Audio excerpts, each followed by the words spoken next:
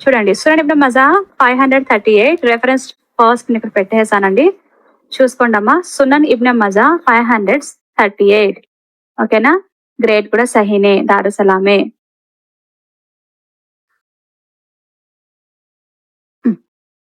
చూడండి, హమాన్ bin Harith చెప్తున్నాడు, a guest came and stayed with Ayesha.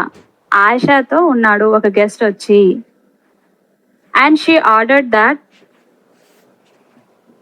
He be given a yellow blanket of hers. ఆమె యొక్క ఆయిషా యొక్క blanket yellow బ్లాంకెటే అడుగుతున్నారు ఈ గెస్ట్ అన్నమాట. ఈ గెస్ట్ ఆయిషాని నీ యొక్క బ్లాంకెట్ తీసుకురా పసుపు రంగుది అని చెప్పి. He had a nocturnal emission on it. ఇంత కొత్త కొత్త పదాలు వాడేశాడండి. నాక్టర్నల్ ఎమిషన్ ఆన్ ఇట్ అంటే సింపుల్ గా సీమెన్ గురించి మాట్లాడుతున్నాడు. ఓకేనా, సో అతను ఏం చేశాడంటే ఆ ఇంటికి రావడం జరిగింది. ఆయిషా దగ్గర, ఆయిషా నీ దగ్గర ఉన్న పసుపు రంగు యొక్క బ్లాంకెట్ తీసుకురా అని చెప్పడం జరిగింది. అండ్ ఏం జరిగిందంటే he had a nocturnal emission on it and he felt two shy to send it back to her when it had the traces of that emission on it.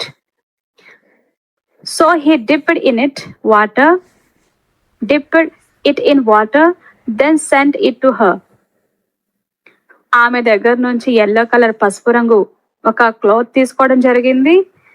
తర్వాత తిరిగి ఇవ్వాలంటే చాలా సిగ్గుపడుతున్నాడు. ఏంటి, ఎందుకనంటే అతను తన యొక్క సిమెంట్ ట్రేసెస్ దాంట్లో ఉండడం చేత అతను ఏం చేశాడంటే దాన్ని తీసుకెళ్లి వాటర్లో డిప్ చేసి, డిప్డ్ ఇన్ ఇట్ అంటే జస్ట్ వాటర్ డిప్ చేసి ఆమెకు మరి తిరిగి ఇచ్చేసాడండి. And then sent it to her, తిరిగి ఇచ్చేసాడు. ఇక్కడ కడిగాడు, క్లీన్ చేశాడు అలాంటి ఏం కాదు, జస్ట్ దాన్ని డిప్ చేసి ఇచ్చాడు. ఓకే, ఆయిషా అంటుంది, why did he spoil our garment. ఎందుకు ఈ క్లాత్ ఇప్పుడు ఇచ్చింది కదండి, ఎందుకు దీన్ని స్పాయిల్ చేసావు అంటే పాడు చేసావు. Why did he spoil our garment, it would have been sufficient for him to scrape it off with his finger. చెప్తుంది, ఎందుకు దీన్ని నువ్వు నీళ్ళలో వేసి దీన్ని ఇది చేసావు, పాడు చేసావు, సరిపోతుంది కదా దాన్ని గోరుతో గోకేస్తే. Scrape it off with his finger. I often scrape it semen. అక్కడ బ్రాకెట్ చూసారు కదండి, దీది అక్క నువ్వు నాక్టర్నల్ ఎమిషన్ అని ఉంది, నువ్వేమో సీమెన్ అంటున్నావు. అలాంటి పదజాలం అక్కడ ఏమీ లేదు కదా, నేను స్వతహాగా ఎందుకు అలా మాట్లాడుతున్నానంటే చూసుకోండి, అక్కడ రాసింది కదా, often scrapped it semen from the garment of the messenger of Allah with my finger. నాకు అలవాటే, నేను తరచుగా నా యొక్క గోర్లతో గీకుతూ ఉంటాను ఈ సీమెన్లని, ఎందుకు దీన్ని నువ్వు పాడు చేసావు అని ఇక్కడ ఈమె ఆయిషా మాట్లాడుతుంది. ఇదండి గొప్ప హృదయం గల ఆయిషా. ఎవరైనా మీ ఇంట్లో అతిథి వస్తే వాడు మిమ్మల్ని చూసి కార్ చేసి పోయి నా కోసం ఒక ఎల్లో కలర్ క్లాత్ తీసుకురా అని చెప్తే ఆమె పట్టుకుని ఇవ్వడము, తర్వాత తిరిగి ఇవ్వాలని సిగ్గుపడుతూ ఏం చేయాలనుకుంటే పక్కనే ఉన్న వాటర్లో అలా తడిపేసేసి తిరిగి ఇచ్చాడు. ఈమెకు తెలియదా అసలు ఏం జరిగింది అని. ఆమె చూసింది కనుకే అంటుంది, నాకు తరచూ అలవాటే, అనవసరంగా ఎందుకు ఈ గుడ్డను పాడు చేశావు, నాకు అలవాటే. మొహమ్మద్ యొక్క సీమెన్ కూడా నా యొక్క గోరు వేళ్లతో నా యొక్క వేళ్ల గోర్లతో దాన్ని నేను గీకుతూ ఉంటానుగా, ఎందుకు నువ్వు గుడ్డని పాడు చేసావు, క్లోత్ ని ఎందుకు పాడు చేసావు అని చెప్పి మాట్లాడుతున్నాడు. ఇదేంటి ఒక పతివ్రత. ఇది అండి ఒక ఎవరైనా సరే అండి, భర్త కాని టైంలో అసలు గోకడాలేంటో ఎక్కడ ఒక్క మార్క్ వేద్దామన్నా కూడా లేదు. అత్యంత దారుణం ఇది. కొంచెం మీరు ఆలోచించండి. మొహమ్మద్ యొక్క భార్య ఇలా చేసింది అండ్ వాళ్ళ ఇంట్లో జరిగిందని అంటే ఎప్పుడూ తరచుగా మాట్లాడే మొహమ్మద్‌కి, "అరే! నీ పెళ్ళాన్ని ఎవడో ఇంటికి వచ్చి వాడు ఇలా కారుస్తున్నాడురా వెళ్లి వాడికి ఏదో ఒకటి చెయ్యి" అని అల్లా తాలా మొహమ్మద్‌కి మెసేజ్ పంపలేదు. మెసేజ్ పంపలేదు. ఓకే. మెసేజ్ పంపకుండా దీన్ని బట్టి ఏమర్థమైపోతుంది?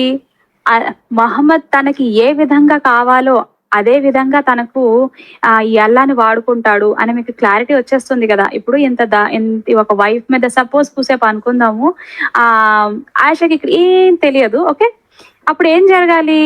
ఆయిషా అంటే నీ యొక్క పెళ్ళాన్ని వేరే వాడు ఇలా చేస్తున్నాడు, గలీజ్‌గా ఇట్లా కన్ను వేశాడు, వాడు ఇలా మాస్టర్బేషన్ చేశాడు, వాళ్ళు ఇలా చేసేసాడు, ఫలానా ఫలానా అని అంటే ఒక మగాడిగా ఏం చేయాలి?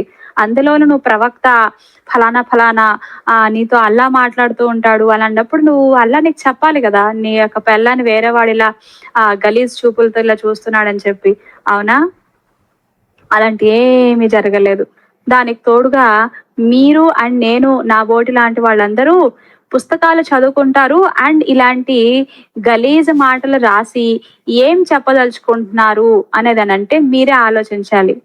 ఏం చెప్పదలుచుకుంటున్నారండి? గొప్ప గొప్ప భార్య, గొప్ప వ్యక్తి, పతివ్రత.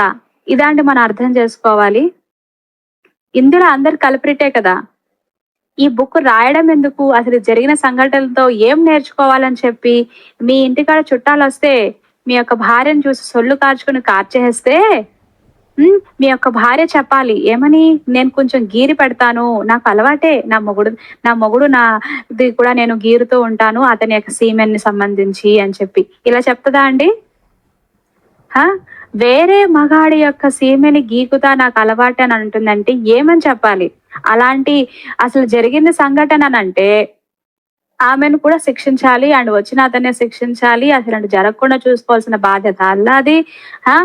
వేరే వాళ్ళ భార్యని చూసి, వేరే వాళ్ళ యొక్క భార్యను చూసి కార్చుకుంటుంటే తేరాగా పుస్తకాలు రాస్తారా? పోనిది రాసింది ఇలా జరిగింది అనంటే వాళ్ళిద్దరికి పనిష్మెంట్ చేశాము. ఇలాంటివి జరగకూడదు అని ఏమైనా కనీసం రాసున్నాయండి?